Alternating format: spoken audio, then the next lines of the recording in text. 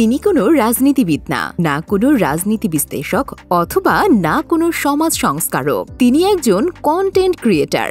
বলছিলাম সোশ্যাল মিডিয়ায় পরিচিত মুখ ধ্রুব রাঠির কথা। তিনি ভারতের 18তম লোকসভা নির্বাচনের প্রেক্ষাপট বদলে বিরাট ভূমিকা রেখেছেন, নাড়িয়েছেন নরেন্দ্র মোদীর সাম্রাজ্যের ভিত। বিস্তারিত থাকছে ভিডিওতে। সোশ্যাল মিডিয়ায় অন্যতম পরিচিত মুখ ধ্রুব রাঠি। কন্টেন্ট ক্রিয়েশনের কল্যাণে পুরো ভারতের নজর এখন তার দিকেই। শুধু তাই নয়, বিশ্ব গণমাধ্যমের নজর কেড়েছেন 29 বছর বয়সী এই যুবক। একসময় নরেন্দ্র মোদীর ভক্ত ছিলেন ধ্রুব রাঠি, ক্রমেই হয়ে উঠেছেন মোদীর সমালোচক। তার পেছনে অন্যতম কারণ দুর্নীতি। মোদী যখন প্রথম ক্ষমতায় আসেন, ধ্রুব তখন মেকানিক্যাল ইঞ্জিনিয়ারিং করতে জার্মানি যান। দিল্লিতে ক্ষমতায় থাকাকালীন 2015 সালে আম আদমি পার্টি দুর্নীতি বিরোধী একটি হেল্পলাইন চালু করেছিল। কিন্তু মোদী সরকার এই বনধের জন্য আম আদমি পার্টির সঙ্গে লড়াই শুরু করে। তখনই ধ্রুব বুঝতে পারেন মোদী দুর্নীতিমুক্ত ভারত চান না। তারই প্রেক্ষিতে 2016 সালের 16 ডিসেম্বর প্রথম রাজনীতি বিষয়ক ভিডিও প্রকাশ করে নিজের চ্যানেলে। এরপর রাজনৈতিক দৃষ্টিকোণ থেকে মোদী সরকারের সমালোচনা করে ভিডিও প্রকাশ করেন ধ্রুব রাঠি। ধ্রুব রাঠির চ্যানেলে মোট সাবস্ক্রাইবার 21.8 মিলিয়ন। ইউটিউবে তার শুরুটা ট্রাভেল ব্লগ দিয়ে। এদিকে মোদীর সাবস্ক্রাইবার রয়েছে 24 মিলিয়ন। এরপর রাজনৈতিক দৃষ্টিকোণ থেকে মোদী সরকারের সমালোচনা করে ভিডিও প্রকাশ করেছেন ধ্রুব। প্রকাশ করেছেন 622টি ভিডিও।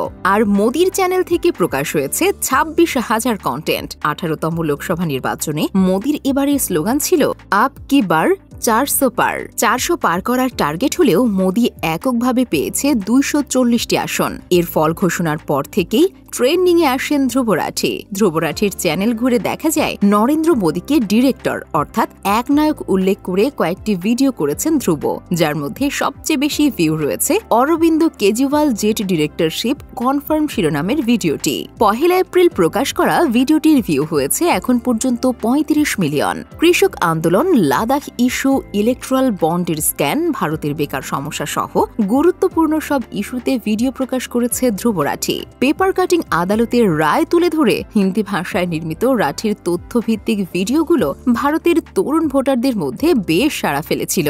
কারণ ভারতীয়রা মূলধারার নিউজ চ্যানেলের চেয়ে ইউটিউব ও হোয়াটসঅ্যাপে পাওয়া খবরগুলো বেশি বিশ্বাস করে। একটি গবেষণার বরাতে এমনটাই জানিয়েছে আল জাজিরা। সব শেষ, my final message before 2024 election result শিরোনামে একটি ভিডিও প্রকাশ করেছেন ধ্রুব। 2 দিন আগে প্রকাশ হওয়া ভিডিওর এখন পর্যন্ত 21 মিলিয়নেরও বেশি। ভিডিওতে ধ্রুব জানায় ভোটে যেই জিতুক ভারতের উন্নতি, সমৃদ্ধি এবং সুস্থতার জন্য লড়াই অব্যাহত থাকবে। এর আগে reality of Narendra Modi, how India noiseful শিরোনামের ভিডিওতে নরেন্দ্র মোদীর মুখোশ উন্মোচন করেছেন ধ্রুব, যেটি মোদীর জন্য ভোটের মাঝে কাল হয়েছে। এখনো পর্যন্ত ভিডিওটির ভিউ হয়েছে 28 মিলিয়ন।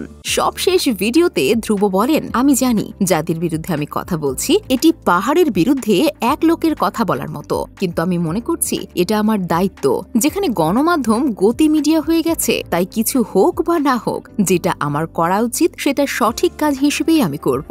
প্রচন্ড দেশপ্রেমী ধ্রুব রাঠি ভোটের মাঝে মোদীর অন্যতম প্রতিপক্ষ হয়ে উঠেছিলেন। ভিডিও বানানোর কারণে বিভিন্ন হুমকিও পেয়েছেন তিনি এবং তার স্ত্রী। তবুও অবিচল ধ্রুব রাঠি।